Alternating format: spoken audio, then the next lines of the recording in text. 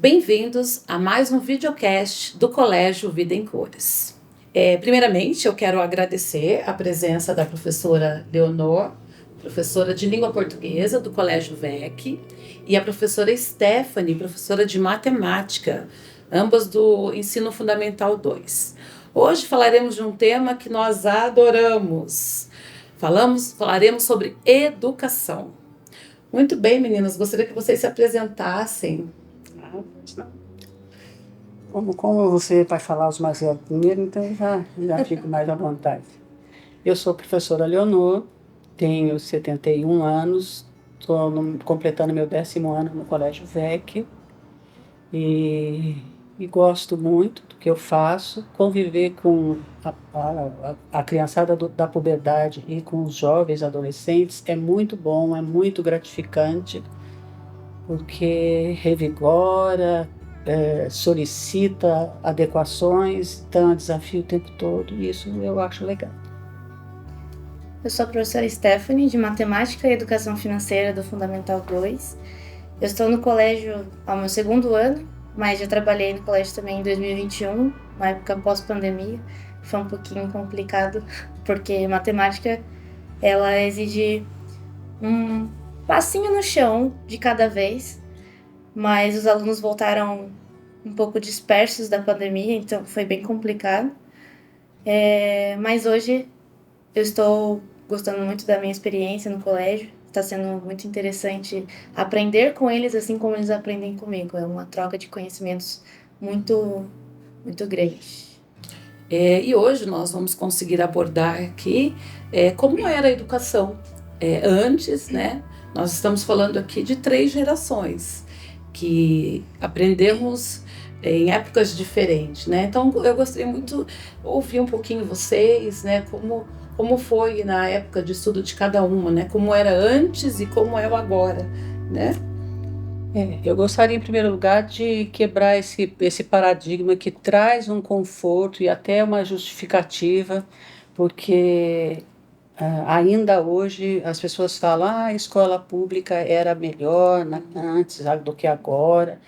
E não é isso que acontece. A escola pública sempre teve e continua tendo bons professores, porém o que mudou foi a clientela, né? O corpo docente vem sendo o mesmo tipo de postura e de conhecimento, mas o corpo discente não. O corpo discente era uma escola para todos antigamente? Não era. Era uma escola para as famílias bem resolvidas, que já tinham uma consciência da importância acadêmica para o futuro do filho, e fazia o sacrifício que fosse preciso para colocar o filho numa frequência adequada. Não era obrigada a estudar. Então, no tempo que eu fazia o atual Fundamental 1, ali no museu, ali que era o Grupo Escolar Coronel Carlos Porto. E era muito gostoso, era assim, adequado para o conhecimento que eu tinha de vida escolar, né? Hoje eu faria muitas restrições, porque a gente não pode parar no tempo. Essa conversa de no meu tempo que era bom, eu não costumo usar para nada, porque eu faço o meu tempo ser bom. Você consegue, né? Você viveu isso, então você consegue melhor do que nós duas, eu acho, que falar como era realmente essa diferença da educação Era bem formal. Antes e agora. Não tinha diversidade entre os alunos, era o mesmo tipo de aluno, mesmo tipo de família, que conduzia e que provia todas as necessidades dos alunos, e aqueles alunos que hoje são os que merecem mais atenção da gente, ficavam em casa fazendo sabe-se lá Deus o quê, porque os alunos que precisam de uma atenção especial, eles sempre existiram também, mas não frequentavam a escola. Então, eu acredito na evolução do ser humano pelas próprias mudanças que a escola vem trazendo, né? A instituição escolar, ela acompanhou a mudança dos tempos, trazida por quê, gente? Não porque as pessoas são boazinhas, mas as leis mudaram e hoje a gente se adequou para cumprir a lei. Ninguém quer ser um fora da lei, né? Ninguém quer. Professor, muito menos. Então, a escola pública sempre teve essa postura de formalismo e agora não tem nem isso também mais. Eu também sempre estudei em colégio do estado, fiz, né, na época era 1º ao 8º ano, né, hoje é 9º, e também sempre, eu não tenho o que reclamar, realmente eu tive uma base muito legal, sabe? Eu até que gostaria de ouvir a professora Stephanie, que é a mais jovem aqui entre nós. Você também teve experiência de escola do estado, professora? Sim, desde o meu 1º ano até o 3º ano do ensino médio, estudei em escola do estado. Para mim foi uma excelente formação. Tive ótimos professores, tanto os professores de escolas somente públicas e professores de escola particulares também que davam aulas na pública. Então, era um ensino muito bom. Claro que, assim, existem casos e casos. Então, a gente tinha os alunos que muitas vezes não se preocupavam já em estudar, estavam preocupados mais em trabalhar, porque eu estudei em uma escola de periferia, então muitos alunos precisavam ajudar os pais em casa com questões financeiras, então às vezes eles não iam para a escola para estudar, para trabalhar mesmo. Tem essa diferença, né? Hoje, mais até atualmente, hoje falando do estado e particular.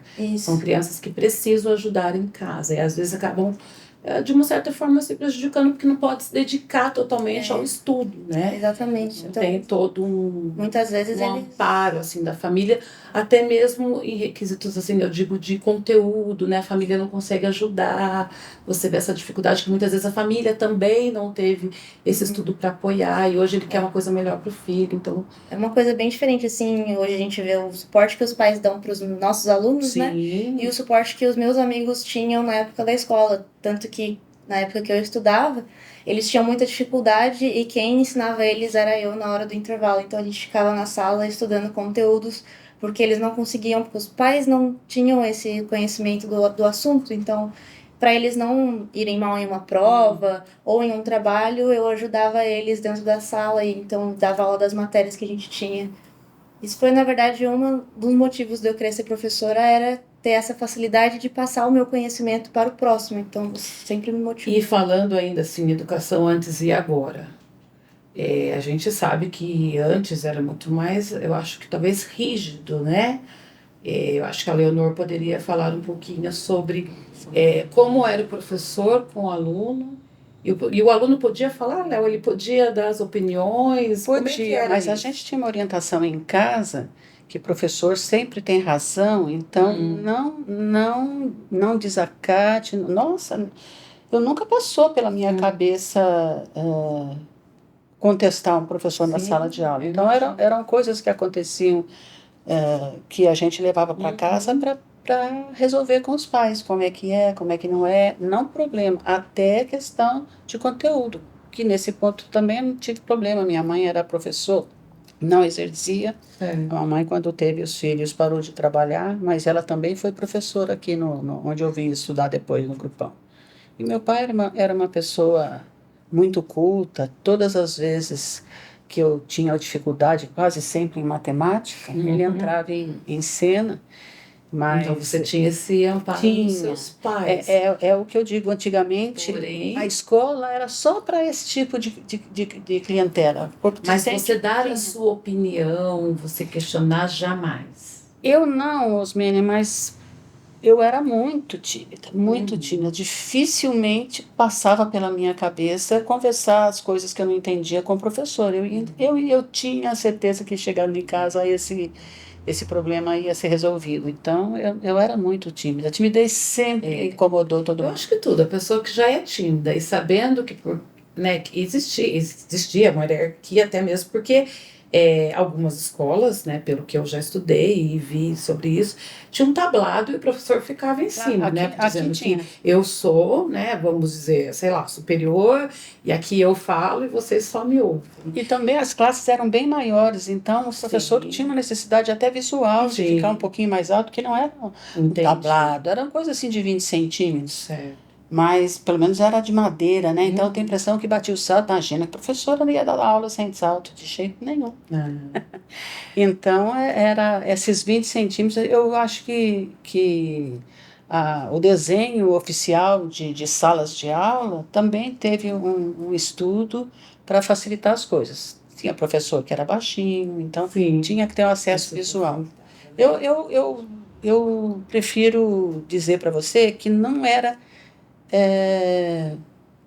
era mais rígido. O aluno que tinha menos limite em casa, a história se repete. O aluno que tinha mais limite em casa tinha mais dificuldade de, entre aspas, andar na linha. Quem já tinha isso em casa, eu tinha muito, nossa, Deus o livre, minha mãe olhava, a gente sabia o que Eu quero dizer nesse sentido, né? a família era rígida. A família era rígida. E é isso, né?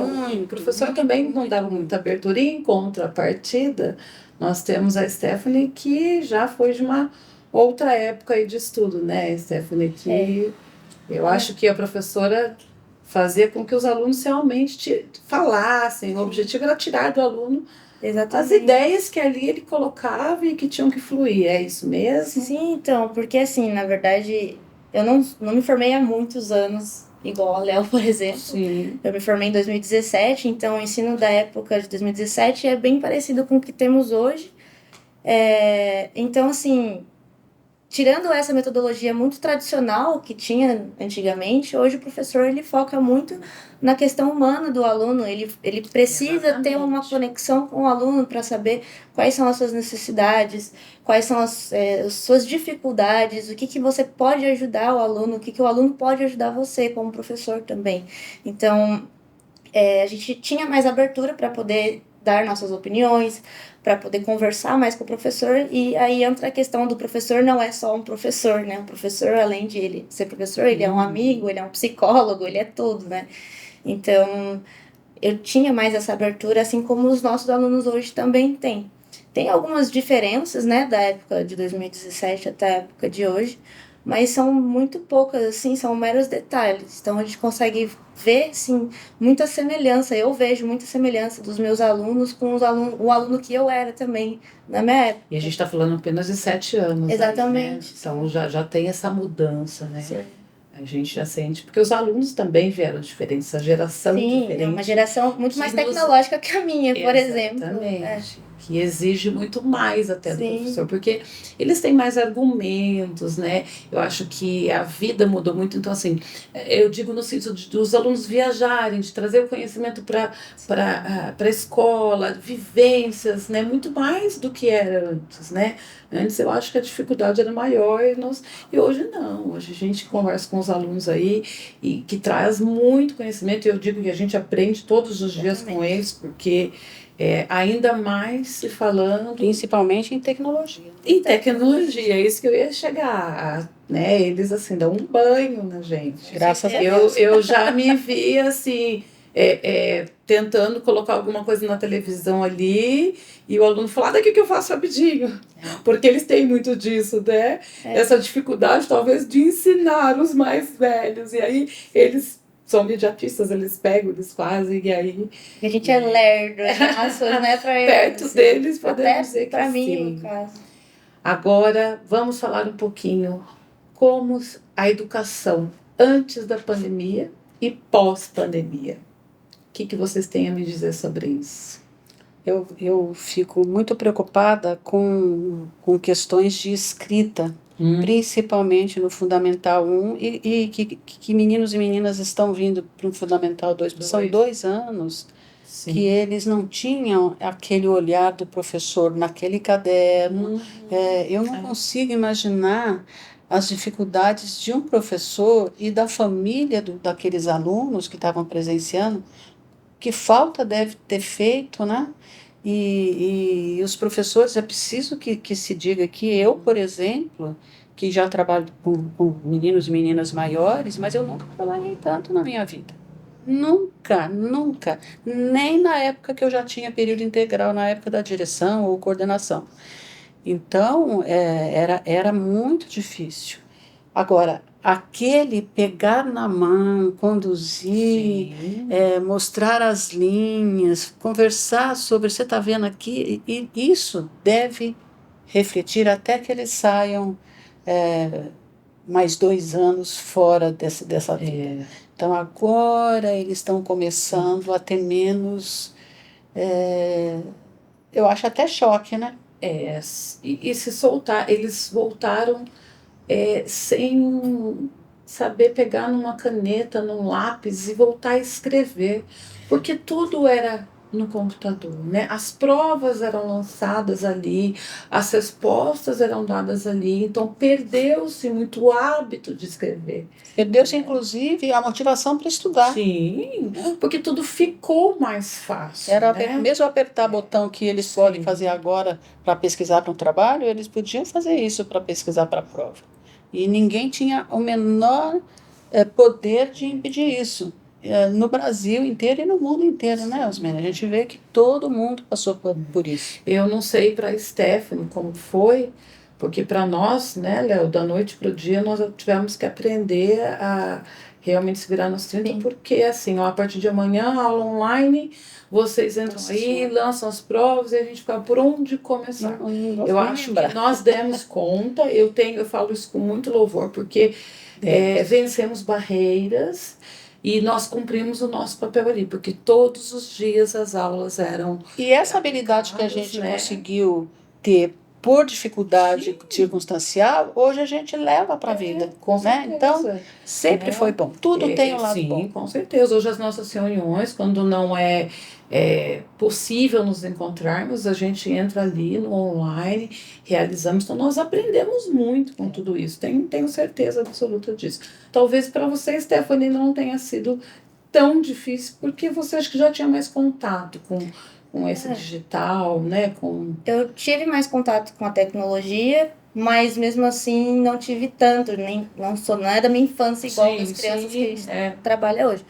Mas eu tive um pouco mais facilidade. E na época da pandemia eu era aluna, eu estava na graduação, né? Eu estava terminando a graduação. Então, para mim foi bem complicado como aluna também, porque eu enfrentei dificuldades para conseguir compreender conteúdo sem o professor estar presente assim na minha frente para me ajudar, me tirar dúvidas. Então, e em todos os níveis, né? No infantil, pelo infantil que perdeu a vivência, Exatamente. no fundamental, porque tem que ter aquela base, a preparação, e quem está na faculdade é a mesma coisa. Eu acho que o que me ajudou muito foi que eu estava no final da graduação, então eu não sofri tanto porque eu já tinha uma base, assim, uma estrutura na graduação mais Já tinha de onde partir, né? Exatamente, diferente de quem tipo, tinha começado a universidade ou quem está iniciando na escola, sabe? Porque precisa desse letramento, tanto na língua portuguesa quanto na matemática, em ciências.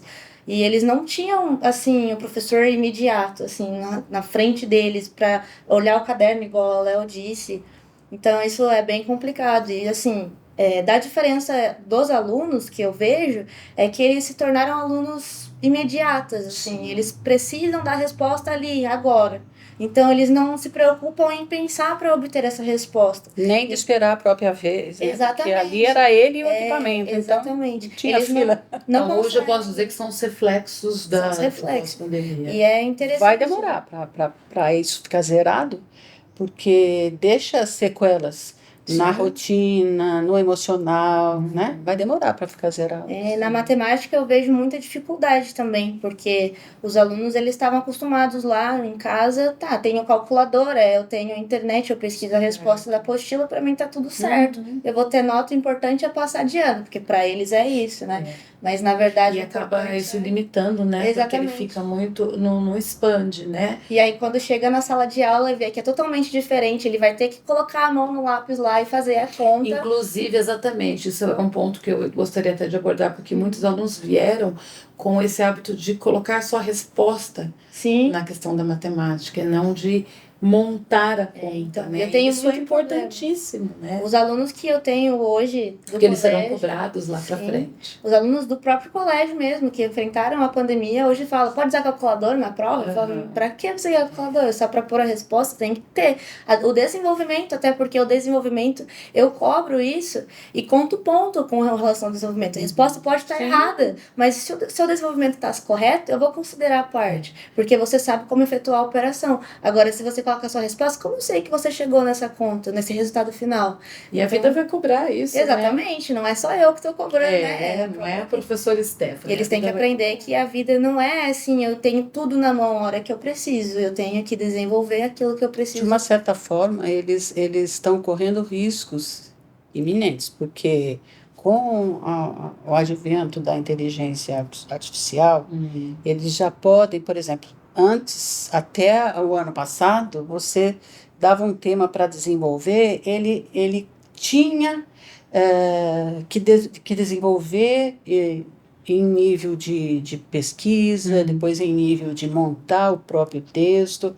E agora não, eles têm aplicativos, gente. Eu fico teve um dia que eu até chorei, quando meu filho foi almoçar em casa e ele me contou, porque ele escreve muito bem. Ele falou: mãe, eu desisti de pôr o blog em andamento, porque ele fazia a crônica no blog dele, Menino Azul. E eu desisti, porque agora eu faço eu jogo a questão para a inteligência artificial. Eu quero um texto de tantas laudas, com narrador em tal pessoa, tratando do assunto no começo com mais brandura e ao final com mais violência, com tantos personagens, e pronto, o texto sai pronto imediatamente.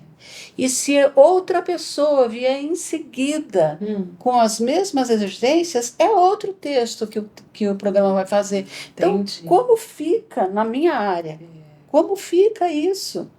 Então, se o ano passado eu tinha um encantamento com o atual 8º ano, porque eles escreviam que era um primor, agora eu vou ter que me controlar com as minhas expectativas e ver, quem sabe, se existe uma forma de eu lidar com isso, porque como que eles fazem se eles desistirem de treinar porque tem? Pronto. E é uma coisa que a gente vê também, o estímulo à leitura, né? A gente percebe que o mínimo que a gente pede no colégio são 4 livros no ano, e muitas vezes isso para eles é uma dificuldade enorme. Eles preferem ficar de exame, você viu? De ler, e a gente sabe o quanto isso é importante para a vida dele, né?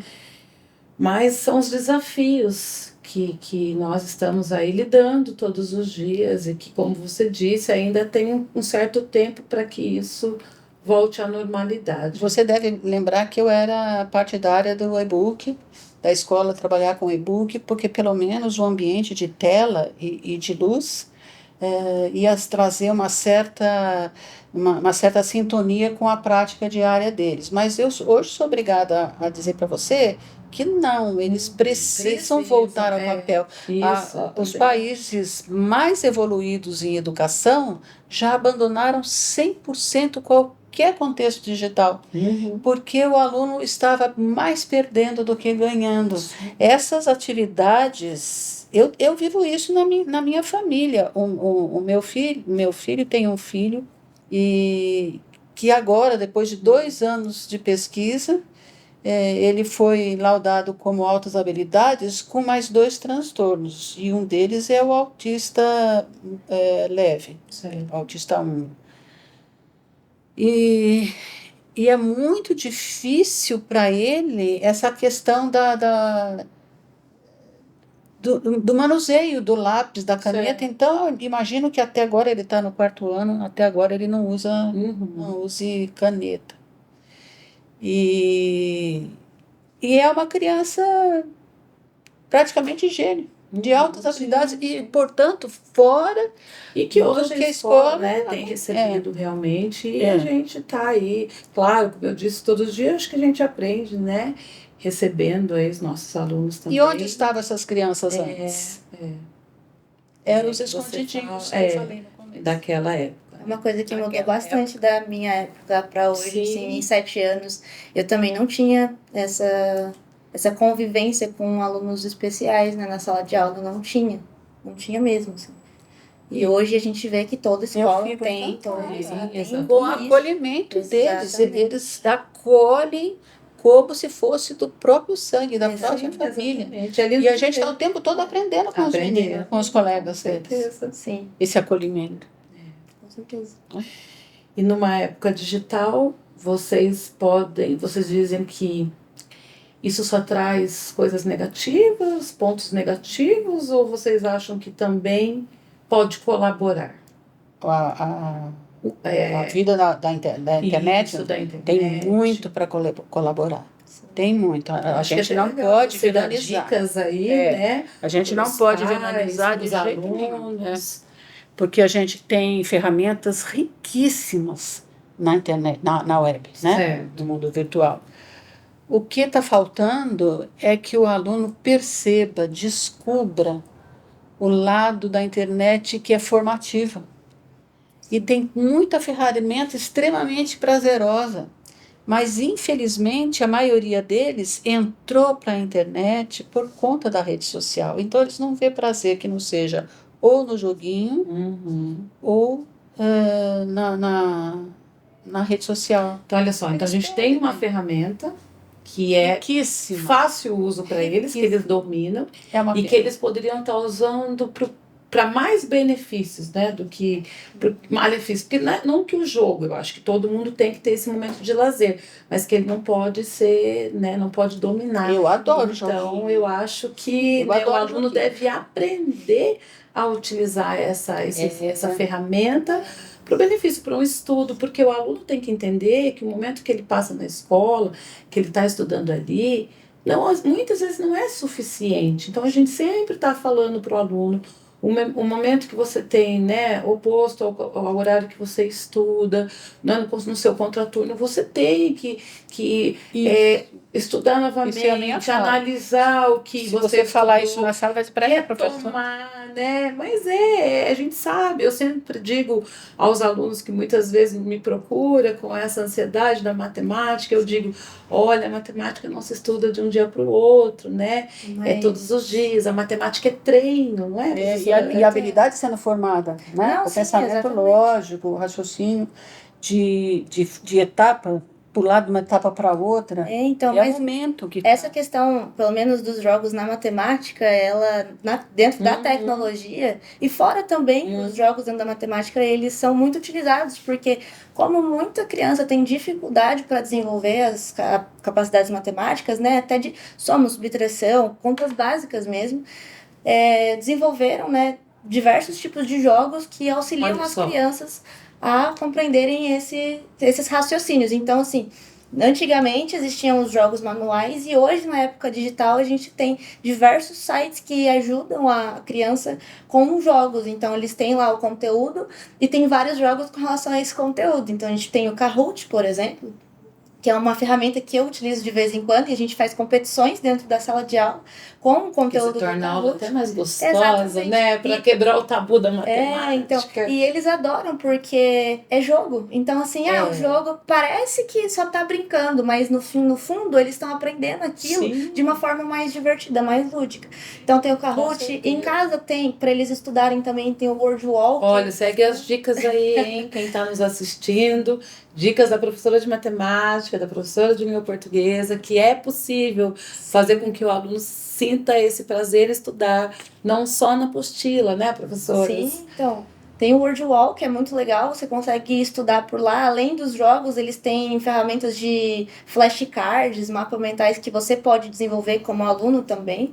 Tem um site chamado Coquinhos, que também você consegue colocar lá o ano que você tá, ele é tipo super separadinho. Então você tem o ano que você tá da escola, o conteúdo que você tá vendo, e ele dá uma lista de jogos assim sobre aquele conteúdo. Então você pode pular de um jogo pro outro e desenvolver essas habilidades assim, treinar, né, a matemática legal. e estudar Eu acho de que- formas diferentes. Então, a época digital, ela pode sim ser uma ferramenta de ótimo incentivo para os alunos, desde que ele não se torne uma coisa que seja voltada para redes sociais, né? Igual a Léa estava falando, que essa visão somente nas Sim, redes sim. sociais não pode existir. Eles têm que utilizar como uma ferramenta extremamente capaz de ajudar na questão educacional. Bom, eu ia encerrar, né, pedindo a vocês que dessem algumas dicas aí, mas eu acho que isso, no rolar da nossa conversa, já foi bem colocado, né? Como a professora disse, a professora Leonor colocou que a internet existe, sim, muitas ferramentas ali dentro para ajudar. A professora também colocou os jogos que auxiliam que ajuda muito. Então, eu gostaria muito de agradecer a presença de vocês. Esse é um tema muito gostoso, né? Eu acho que se a gente... E tem muita coisa para falar. Eu acho que quem aqui, num final de semana, com os amigos, não fala de educação, na mesa, na hora do jantar, não fala de educação. Eu acho que para nós, educadores, esse assunto é assim, é interminável, porque tem hora que a gente tem que nos policiar, né? Falar, opa, agora é o momento de lazer, não é o marido parar que não tem essa aqui. Assunto a gente fala, mas... Vamos a gente, na hora do nosso cafezinho ali, a gente não foge, porque a gente vive falando, né, do dia a dia dos alunos, mas é porque tá já dentro do nosso, né, da nossa vivência e é muito gostoso. Espero ter colaborado muito, né, com algumas dicas, né, da professora Leonor, da professora Stephanie. Mais uma vez, muito obrigada pela presença de vocês. A gente agradece. Obrigada. Obrigada mesmo. Um abraço a todos. Vocês vão... Esse daqui era sinal pra terminar? Esse. Tá, porque eu falei que ele veio joia pra mim. Eles querem gritar. Eu achei que ia falar mais.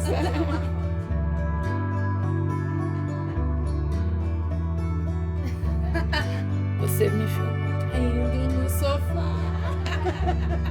Caindo não, pode se jogando.